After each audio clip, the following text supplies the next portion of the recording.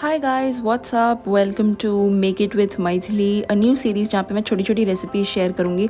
So today I was planning to make my cold coffee. तो I took a blender jar, उसमें मैंने add किया cold milk and cold milk add करने के बाद मैंने उसमें चीनी ऐड की. आप अपने हिसाब से ऐड कर लेना जितनी आपको चाहिए. उसके बाद in a separate bowl I took some water and added 2 spoons of coffee into it. You can add or subtract based on your liking. And then using a frother मैंने उसको अच्छे से फ्रॉथ कर लिया. Once it is done I will pour the froth वाला mixture into the blender and add some Hershey's का chocolate syrup to the same. Post it घर में बस ये एक चॉकलेट पड़ी थी तो मैंने सोचा ये भी आज ऐड कर लेती हूँ. तो मैंने मंच ऐड कर दिया for that nice little crunch in my coffee.